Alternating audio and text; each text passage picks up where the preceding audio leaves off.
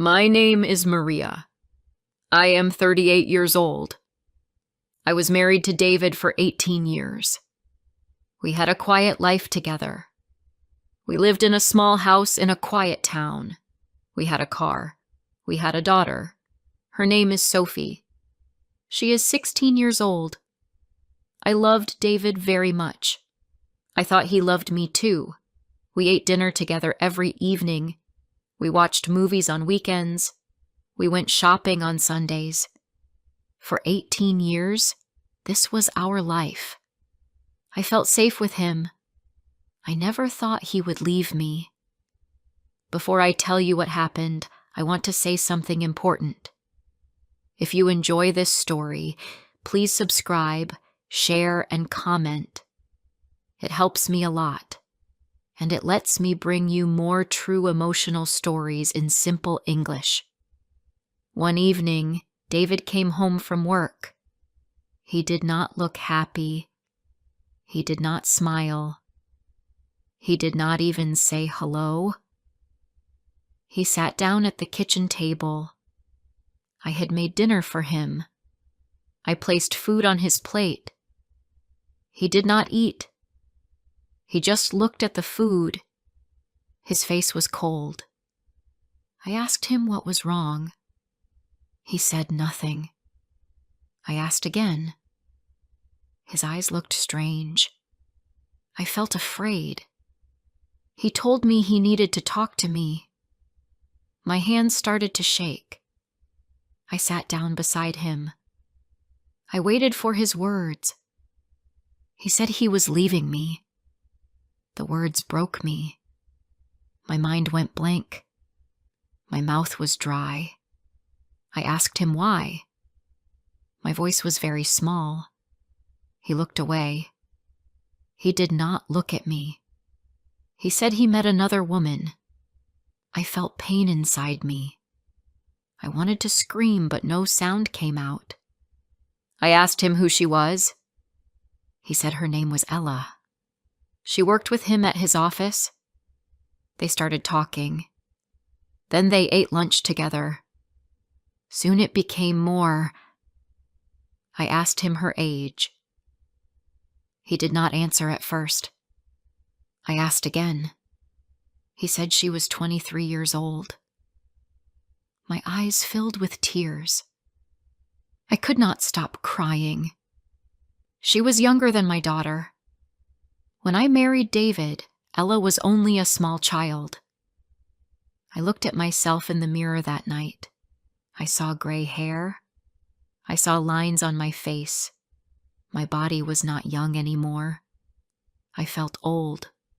I felt weak. David stood up and said he had packed his clothes. He had a bag ready. He was going to live with Ella. He walked to the door. I followed him. I begged him not to leave. I said I loved him. I asked him to think of Sophie. He did not listen. He opened the door and walked away. I watched him drive off into the night. The house was silent. I sat at the table. The food was cold. I threw it all away. I had no hunger. That night I could not sleep. I lay in the bed we had shared. His pillow still smelled like him. Tears ran down my face until morning came. The next day, I called Sophie at school. My voice was weak. I told her to come home. She ran to me and hugged me tight. She asked what happened. I told her about David. I told her about Ella. I told her Ella was only 23 years old. Sophie became angry. She called her father a bad man. She said she would never forgive him. We held each other. We cried together.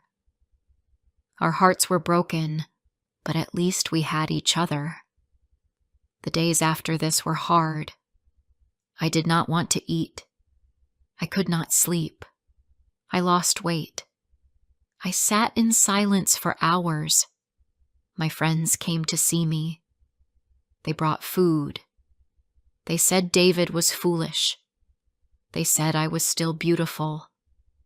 They told me I would find someone better. But their words did not help. The pain was too deep. 1 week later, I met David at a small cafe. We had to talk about the house, about money, and about Sophie. I was shaking when I saw him. He looked different. He wore new clothes. His hair was cut short. He looked younger. He looked happy. It hurt me so much to see him happy while I cried every day. We spoke about papers, about money, about selling our home. He said the house was too big for me. He said I should move into an apartment. His words were cold. He spoke to me like a stranger. I went home and cried again. But this time, there was something new. I was not only sad, I was angry too. Angry at David. Angry at Ella. Angry at myself. I asked myself what I had done wrong. I started to think about our marriage. Were there signs I did not see? I remembered how he stayed late at work. I remembered how he bought new clothes. I remembered how he always looked at his phone and smiled. Now I knew why. He was writing to Ella. He was giving his love to her. The weeks after David left were dark. Each morning I woke up and felt empty. The house was quiet. The air felt heavy. I tried to make breakfast, but I could not eat. I sat at the table, but I stared at the wall. At night, I could not sleep. I turned in the bed, but the bed was too big. I looked at David's side. It was empty. I touched his pillow. It was cold. I pulled the blanket over my head and cried. The tears never stopped. Sophie stayed close to me. She came home after school and sat with me. She tried to make me eat. She told me stories about her day. She tried to make me smile. Sometimes I smiled for her. But the smile did not last. One Saturday, I went to the supermarket.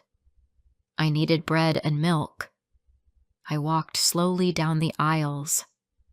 My body felt heavy. My head was full of thoughts. Then I froze. My heart dropped. David was there. He was not alone.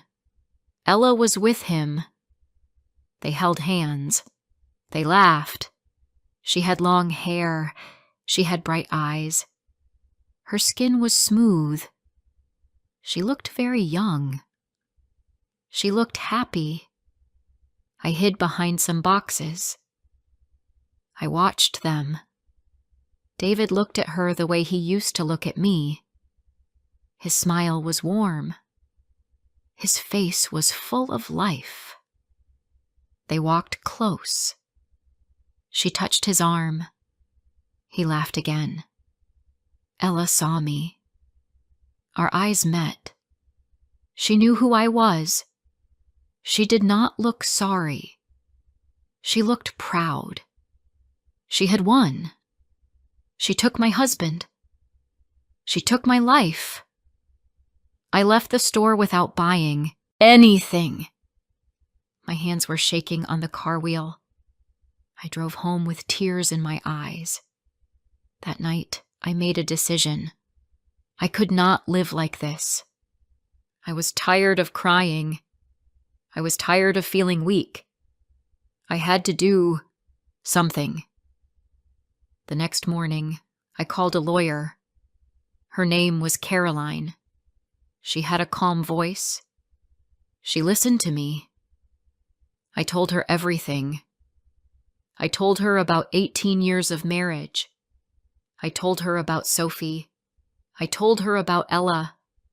Caroline said I was not alone. She said we would fight for what was fair. She said I had given my best years to David. I raised his child. I kept his home. She said I deserved half of everything. Her words gave me some strength. The fight was hard. David was cold. He said I was greedy. He said I wanted to destroy his new life. I cried after each meeting, but Caroline stood by me. She was strong. She told me to keep going. Sophie was my angel during this time. She called me from school every day. She hugged me when she came home. She forced me to eat soup and bread. She said, "Mom, we will be okay. We will get through this." One day, Sophie said we should change my bedroom. She said it still looked like David's room. She was right. His clothes were gone, but the room still felt like him. She said, "Let us make it yours." We went to the shop and bought yellow paint. Happy yellow. We bought new curtains. We bought a new blanket for the bed. We spent the weekend painting the walls and moving the furniture. When the room was finished, it looked bright. It looked new. That night, I slept well for the first time in months. I felt safe in my own room. It was mine now. After that, I tried to make more changes. I joined a book club. I had always loved books, but I never had time to read. Now I had time. The women at the club were kind. They did not know my sad story. They just knew me as Maria who loved books. I also joined an exercise class. At first, I felt old. My body was slow. The other women looked strong and young. But the teacher told me exercise was not about being perfect. It was about feeling strong. Her words stayed with me. Slowly, I started to feel different. I was still sad, but I also felt small pieces of strength. I could walk outside without crying. I could eat without pain. I could sleep some nights, and still, some days were heavy. I thought of David and Ella. I thought of their smiles. I thought of their life together. My heart hurt. I asked myself many questions. Why did he leave me? Was I not enough? Did I make mistakes? One evening, Sophie sat next to me. She said, "Mom, please stop blaming yourself. You gave him love. You gave him care. He made the choice, not you." Her words touched me. I hugged her tight. The divorce went on for months. Each meeting with David was hard. He was colder each time. He did not look at me the way he once did. His face showed no love, only anger. But Caroline kept me strong. She fought for me. At the end, I got half of what I deserved. It was not easy, but it was fair. I cried when it was over, but this time my tears were different. They were not only sad tears, they were also strong tears. Sophie then had another idea. She said, "Let us do something new. Let us try something fun." She signed me up for a small art class. At first I said no. I said I was too old. She said, "You are not too old to learn." I went to the class. My hands shook when I held the brush. My picture was not good. But the teacher smiled. He said it was beautiful. I laughed for the first time in a long time. Each week, I went to the art class. I painted flowers. I painted trees. I painted small houses. I was not a good painter, but I did not care. I felt calm when I painted. One day, an old friend found me on social media. Her name was Caroline, too, like my lawyer. She lived in another town near the mountains. She invited me to visit her. At first I was scared. I had not traveled alone for 18 years. David had always planned our trips. But Sophie said, "Mom, you can do it." So I bought a ticket. I packed a bag. I went to the station. My hands shook as I sat on the train. But when I reached the new town, I felt proud. My friend Caroline was waiting for me. She hugged me. Her town was beautiful. The air was fresh. The mountains were tall and green. We walked in the streets. We ate at small restaurants. We talked about our lives. She also had a divorce in the past. She told me her story. She said she was sad for a long time, but then she started a small shop. She made clothes. Now she was happy. Her words gave me hope. On my last night, we sat outside and looked at the sunset. The sky was pink and gold. My friend said, "When one life ends, another begins." It is not the end. It is a new start. I cried, but these were not the same tears. They were lighter. They were tears of hope. For the first time, I thought maybe I could be happy again. When I came back home, I felt different. I was not only a woman who was left by her husband. I was Maria. I was a mother. I was a reader. I was a friend. I was someone who could live again. Time passed. 2 years had gone by since David left. The pain was still in me, but it was not the same. It was softer. It was not the sharp pain from before. I could live with it now. I could wake up in the morning and not cry. I could walk to the shop and not feel weak. I could look at the sky and feel peace. My small apartment felt like home now. I put flowers on the table. I painted the walls light blue. I bought a small sofa, soft and warm. I chose everything myself. Every room showed my taste. It was not a house full of memories of David. It was my home, my safe place. Sophie grew fast. She was now in college. She studied art. She loved to paint and draw. She called me every week. Sometimes she came home on weekends. She always asked me if I was lonely. I told her the truth. I said, "I am alone, but I am not lonely." There is a big difference. I did not feel empty anymore. One afternoon, Sophie told me about a boy she liked. His name was Peter. He was kind. He was gentle. He helped her with her art projects. She laughed when she spoke about him. I could see love in her eyes. I felt happy for her. At the same time, I felt afraid for her.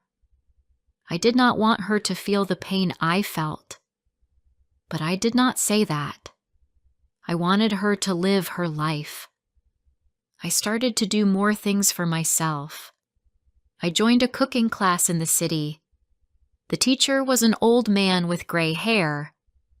He taught us to make bread, soup, and pasta. The kitchen always smelled nice. Garlic, herbs, and fresh bread. I liked the class. It made me feel alive. In that class, I met Robert. He was about my age. He had brown hair with some gray. He wore glasses. He was quiet, but he smiled often. He asked me one day if I wanted to sit next to him. I said yes. We cooked together. He cut vegetables and I stirred the soup. After class, Robert told me my soup was very good. He asked if I wanted to have coffee with him. I was surprised. I had not gone out with a man for many years. My hands felt cold. My voice was small, but I said yes. We went to a small cafe near the school. We sat for 2 hours. We talked about books. We talked about our children. Robert told me he was divorced. He had 2 sons. They were adults now. He said he lived alone in a small flat. He said he liked reading, just like me. When I went home, I felt warm inside. It was not love. It was not big. But it was soft. It was simple. It was nice to feel seen again. Robert and I met again the next week. We had coffee again. Then we met a 3rd time. Each time, I felt more at ease. I felt like myself. Robert listened when I spoke. He asked about my feelings. He looked at me with kind eyes. One evening, he asked me to dinner. A real dinner in a restaurant. I was nervous. I did not know what to wear. I did not know how to act. I had not gone on a date in 20 years. I called Sophie and told her. She was very happy. She said, "Mom, you deserve this. You deserve someone who cares for you." She helped me choose a dress, a soft blue dress with small flowers. The dinner was lovely. Robert brought yellow roses. We ate fish and rice. We drank a little wine. We talked about travel. We talked about our past. The time went fast. When he walked me to my car, he said he wanted to see me again. I said yes. He kissed my cheek. My heart felt light. After that, Robert and I saw each other often. Sometimes we cooked together at my apartment. Sometimes we went to the park. Sometimes we watched movies. He made me laugh. I had not laughed like that for years. One night while we were cooking, Robert looked at me. He said I looked happy. I said, "I am happy." He smiled and said he was falling in love with me. I felt afraid when he said that. Afraid to love again. Afraid to be hurt again. But I also felt hope. I told him, "We can go slow." He said he would wait. I thought about David that night. For the first time, I did not feel anger. I did not feel hate. I felt free.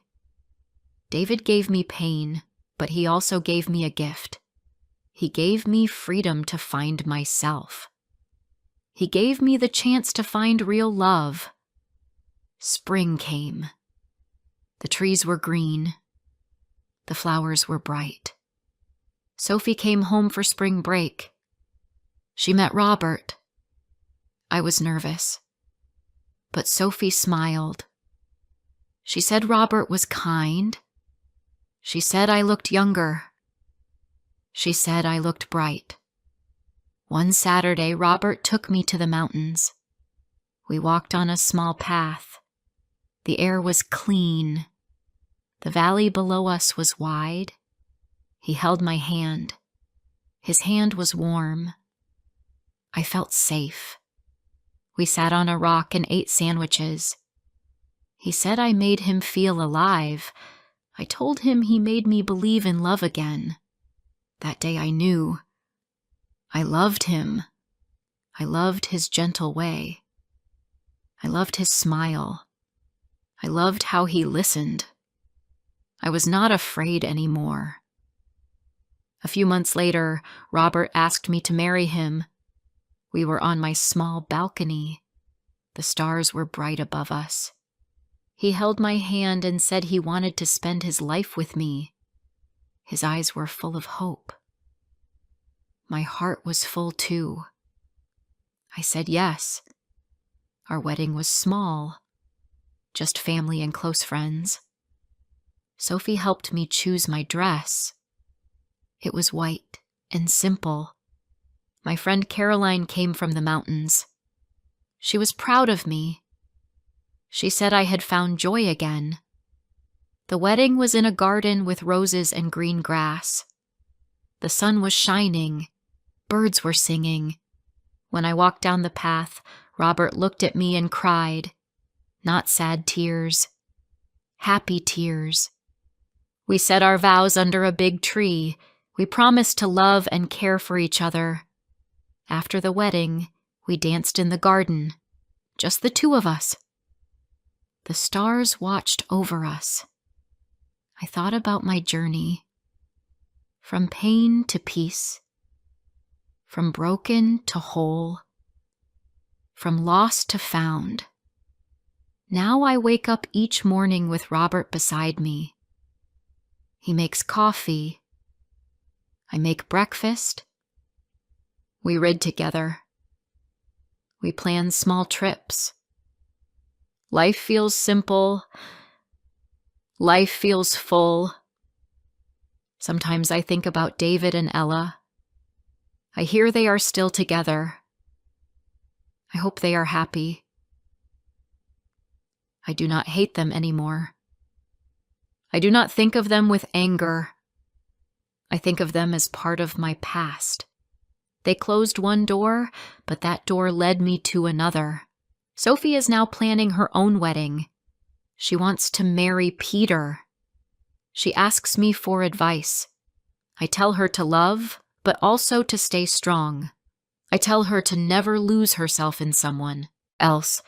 I tell her she must be whole first. Then love will be a gift, not a need. Robert and I plan to travel. We want to see France and Italy. We want to walk in old streets and eat good food. We want to hold hands in new places. We are not in a hurry. We have time. My story began with an ending. My marriage ended. My old life ended. But endings are not only ends. They can be beginnings. David leaving was the worst pain of my life. But from that pain, I found myself. I found strength. I found love again. We all go through hard times, but stories like this can help us feel seen. Thank you for watching, and come back for more real moments. The night streets of Chicago were often quiet. I remember many nights when I drove through the rain with only the sound of the engine beside me. Some nights I carried strangers. Some nights I carried my own fears. But every night I carried one thing with me: the hope that my 2 sons would have a better life than mine. My name is Olivia. I am 32 years old. I live in Chicago with my boys, Ethan and Leo. They are my heart. They are the reason I keep driving. I wake up for them. I work for them. Without them, I would not be strong. I want to share my story with you. If you feel touched while listening, please support me by subscribing, sharing, and leaving a comment. It helps me tell more stories like this, and it gives me hope that my pain and my voice can reach someone who understands. Thank you so much. My life was not easy. My mother died when I was a child. I grew up without her love. Later I married, and I thought my life would change. I believed I would have love. I believed my husband would stay. But I was wrong. When Leo was only a baby, my husband left. He never looked back. He did not call. He did not send money. He forgot about me. He forgot about his sons. That day, I felt broken, but I had no choice. I had to be strong. I had to raise my boys alone. We lived in a small apartment. It was on the 3rd floor of an old building. The paint was faded. The stairs were broken. In winter, the rooms were cold. In summer, the rooms were hot. But it was the only place I could pay for. Every month I worried if I could pay rent. Every week I counted coins for food. Sometimes dinner was bread and milk only. Sometimes there was no meat for weeks. Still, my boys smiled. Still, they said, "It's okay, Mom. We are fine." But I knew they wanted more. I had no degree. I had no big job. I needed to survive. I needed to care for my boys. So I became a taxi driver. But the car was not mine. I had to rent it each month. I paid before I even earned. The money left my hand before it came to me. But I had no other choice. I drove in the morning. I drove in the day. I drove at night. I drove when my eyes were heavy. I drove when my hands were weak. Some passengers were kind. They said thank you. Some were rude. They shouted at me. Some paid. Some cheated. One night a man ran away without paying. My heart sank, but I kept going. Another night, a woman gave me extra money and said, "Buy something for your kids." That small kindness made me cry later when I was alone. Many nights I came home late. My back ached. My legs felt heavy. My eyes burned. But when I opened the door and saw Ethan and Leo, my pain became small. They ran to me. They hugged me. They asked, "Mom, are you tired?" I smiled and said, "No, my loves. I am fine." But the truth was different. I wanted to fall to the floor. I wanted to cry, but I did not. I could not. They needed me to be strong. In the morning, I woke them early. I made breakfast with eggs if I had them. If not, I gave them bread and butter. Ethan always asked me questions. "Mom, why do you work so much?" Leo always climbed into my lap and said, "Don't go." My heart broke each time, but I kissed their heads and said, "I will be back soon." Then I walked out again into the streets of Chicago. When they slept at night, I sat by their bed. I looked at their faces in the dim light. They looked so calm. They looked so safe. I touched their hands. I kissed their foreheads. I whispered softly, "I love you. I will never give up." Each night I made the same promise. I would give them a better life. I would fight for them. I would not stop. But life is never easy. The work was hard. The city was big. The money was always small. Many nights I sat in the car with my hands on the wheel, and I asked myself, how long can I go on? But then I thought of Ethan. I thought of Leo. I thought of their eyes, their smiles, their voices. And I started the engine again. One cold evening, I was driving them home. The sky was black. The rain was heavy. The streets were icy. The heater in the car did not work. The air inside was cold and wet. "Mom, I am cold," Leo said. His small voice shook. He was only 4. I looked at him in the mirror. His lips were shaking. "I know, my love," I said.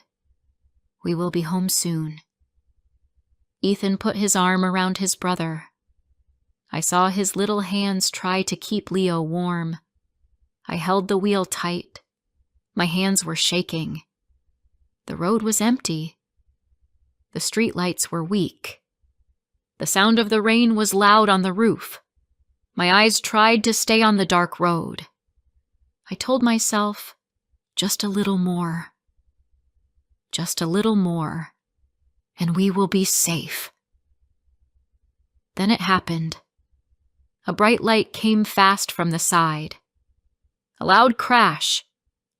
The sound was sharp like broken glass. My body shook hard. Pain spread in my head. Then everything went black. When I opened my eyes, I did not see the road. I did not see my taxi. I saw a white ceiling. I smelled medicine. I heard machines beeping. My arms felt heavy. My legs felt weak. My mouth was dry. Then I remembered. The accident. My sons. Where were they? My heart raced. I tried to speak. My voice was low. Ethan. Leo. I whispered. A nurse came close. She touched my hand. Do not move too much, she said kindly. You were in a bad accident. My eyes filled with tears. My sons, I whispered. Where are they? The nurse smiled softly. They are safe. They are here. A few minutes later, the door opened. 2 small boys ran inside. Mom! They cried. Their voices were full of fear and love. They jumped onto the bed. They kissed my face. They held my arms. Tears rolled down my face. I pulled them close.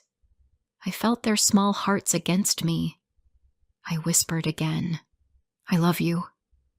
I will never leave you. The doctor came into the room the next morning. His face was serious. He looked at me and said, You have a broken leg. You need surgery. You need to stay in bed for weeks. My heart sank. I looked at him with fear. But I have to work, I said. I have to pay rent. I have to feed my sons. The doctor shook his head. You cannot drive now. You need rest. If you try to work, you will hurt yourself more. Panic filled me. I thought of the rent due soon. I thought of food on the table. I thought of my 2 boys beside me. My chest felt heavy. I asked myself, what will happen to us now? Then I remembered the car. The taxi was not mine. It was rented. The crash had destroyed it. My stomach turned when the owner came to see me. He was angry. His voice was loud. You must pay me $10,000, he said. The car is gone. You are responsible. I looked at him with tears. I have nothing, I whispered, but he did not care. He left the room, and I sat there in shock. $10,000. I could not even pay $10 without worry. How could I pay that much? Ethan held my hand. Mom, don't cry, he said softly. Leo climbed onto the bed and hugged me. We are with you, he whispered. Their small voices broke my heart. I was their mother. I was the one who should protect them. But now I felt weak. I felt lost. Days passed slowly. The hospital walls felt cold. Nurses came in and out. They gave me medicine. They checked the machines. But inside me, fear grew bigger. I saw the bills on the table by my bed. I saw numbers I could not read without tears. Rent, food, hospital, and now the car.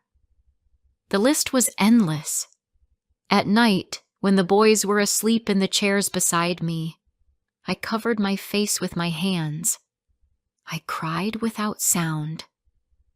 I asked myself if life would ever be kind to us. I wanted to give up, but I could not. I looked at Ethan and Leo, and I knew I had to keep going somehow. One morning, a nurse showed me her phone. She had taken a picture of me with my sons in the hospital. "People should know your story," she said gently. "Maybe someone will help." I was not sure, but I agreed. She shared the picture online with a few words about my life, about my accident, about my sons. At first, nothing happened. The days looked the same. But then, slowly, messages started to come. A stranger sent a small amount of money for food. Another stranger wrote, "Stay strong. We are thinking of you." My heart was surprised. I had felt invisible for so long. Now people I did not even know were reaching out. One evening, a nurse came running into my room. She smiled and said, "Your story is spreading. Many people are reading about you."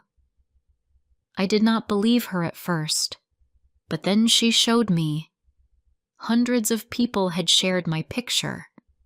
Hundreds of people were leaving comments. Some said they were crying when they read about me. Some said they wanted to help my sons. I felt a strange mix of fear and hope. Could this really change anything? Could strangers care for someone like me? Ethan and Leo stood close to my bed as the nurse read out the messages. Their small eyes shone with something I had not seen in a long time. It was hope. A few days later, food arrived. Bags of fruit, bread, and milk. Then warm clothes for the boys. Then toys. Ethan held a small toy car and smiled. "Mom, look," he said with joy. My eyes filled with tears. For the first time in weeks, I saw him happy. But that was not all. One evening, my phone rang. The voice on the other side was deep. "I heard your story," the man said. "I want to help you." I froze. My hands shook. "Who are you?" I asked. The man's voice was calm. "You will see soon," he said. Then the call ended. I sat there in silence. I did not know if I should trust or be afraid, but a small part of me felt a light I had not felt in years. That night, I closed my eyes and held my sons close. I whispered to them, "Maybe things can change. Maybe tomorrow will be better." The next morning, the hospital room was quiet. The rain had stopped outside, but the air still felt heavy. I was lying in bed when the door opened. A group of people walked in. They carried flowers and food. They smiled at me and at my boys. Ethan and Leo jumped with excitement. "Mom, look," Ethan said. His eyes were wide. Leo grabbed a small bag of fruit and held it close. For weeks, I had seen fear in their eyes. Now, for the first time, I saw joy. Then I noticed a young man behind them. He was tall and had kind eyes. He walked slowly toward me. He held no flowers. He held no food. But he smiled at me in a way I could not forget. He pulled a chair next to my bed and sat down. You don't know me, he said, but I know your story. I looked at him with tired eyes. Why do you want to help me? I asked. I was afraid of Hope. Hope had broken me before. The man's smile stayed gentle. Because I can, he said softly. Tears filled my eyes. I wanted to say more, but words failed me. I lowered my head and held my sons close. Days later, the man came again. This time, he did not come alone. He came with 2 women who worked with him. They talked to the doctors. They spoke to the nurses. Then, one afternoon, the doctor came to me with news. Your hospital bills have been paid, he said. I stared at him, not believing. What do you mean? I asked. He repeated, the bills are gone. You do not have to pay. I covered my face with my hands and cried. Ethan hugged me tight. Leo kissed my cheek. The man stood near the door and watched quietly. He did not speak much, but I knew it was him. He had done this. That was not all. A week later, the man and his team returned. They asked me what I needed most. I thought for a moment. I wanted many things. I wanted food. I wanted clothes. I wanted safety. But most of all, I wanted a future. So I looked at the man and said, I need to work again. I need a taxi. He smiled. Then let's start with one. When I left the hospital weeks later, a car waited for me outside. It was not rented. It was mine. My very own taxi. I touched the keys in my hand. My heart raced. Is this real? I whispered. The man nodded. Yes, Olivia. It is real. I began to drive again. At first, it was hard. My leg was still weak. My body was still tired. But each mile gave me new strength. I was not just driving for food or rent now. I was driving for a future. The man did not disappear.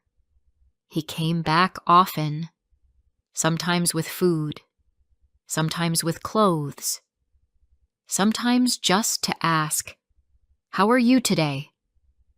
He never asked for anything in return. He only wanted to see me and my sons safe. One evening, when my boys were asleep, I asked him, "Why are you doing this?" "Why me?" He looked at me for a long time. His voice was calm. "Because life gave me much. And now, I want to give back. I cannot change the world. But I can change your world." I cried again that night. I prayed for him. I prayed that life would be kind to him the way he was kind to me. Weeks turned into months. My work grew steady. Passengers came. Money came. I paid rent on time. I bought better food for Ethan and Leo. Their cheeks grew rounder. Their clothes were warm. They laughed more. The fear in their eyes slowly faded. One day the man asked me, "What do you dream about now?" I thought for a moment. Then I said, "I dream about owning more taxis. I dream about giving jobs to others like me. I dream about never being weak again." He smiled. "Then let's make it happen." At first, I thought it was impossible. But with his help and my hard work, we bought a second taxi. Then a third. Soon I was not only a driver, I was also a manager. I helped other drivers. I gave them cars. I taught them how to treat passengers with respect. Some of the drivers were women like me. Some were men who had also lost their way. Together we grew stronger. Months passed, and the small company grew. 10 taxis? 20 taxis? I worked day and night to keep them moving. My phone rang often. Drivers asked me questions. Passengers called to book rides. It was busy. It was hard. But it was good. I was building something real. One evening, I stood in a small office with a sign on the wall. It said, Olivia's Taxi Service. I looked at the sign for a long time. My eyes filled with tears. I thought of the nights I had driven alone in the rain. I thought of the days I had cried over rent. And now, here I was, running a company. Ethan and Leo were proud. Ethan told his teacher, "My mom has her own taxi company." Leo told his friends, "One day I will drive a taxi too, like Mom." Their words filled me with strength. Years passed. The company kept growing. Today, we run 60% of the taxis in Chicago. When I walk in the city and see the yellow cars with my company's name, my heart feels full. I remember the woman I used to be, the poor, tired mother who rented one old car. Now, I see a leader. I am strong. I am not just surviving. I'm living. One evening, I invited the man who helped me to dinner at my home. Ethan and Leo were older now. They helped me cook. They set the table. They placed flowers in the middle. When the man walked in, the boys ran to him. They hugged him as if he was family. I stood there with tears in my eyes. I walked to him and held his hand. My voice shook. "You gave me back my life," I said. "You gave my sons a future. You gave us hope when we had none." He tried to stop me when I fell to my knees, but I held his hand tightly. "Please don't," he said quickly. But I cried and said, "You are our miracle." His eyes filled with tears too. He whispered, "You do not owe me anything. Just be happy. That is enough." That night, after he left, my sons and I prayed for him. We prayed that kindness would follow him wherever he went. Now, each morning, I wake up in my own home. I kiss my sons. I go to my office. I see my drivers start their day. I smile because I know we are no longer broken. We are no longer afraid. My life taught me one lesson. No matter how hard things become, no matter how dark the road looks, there is always a chance for light. There is always hope. Kindness can change everything. And if my story touched your heart, please share it, because someone else out there may need this hope too.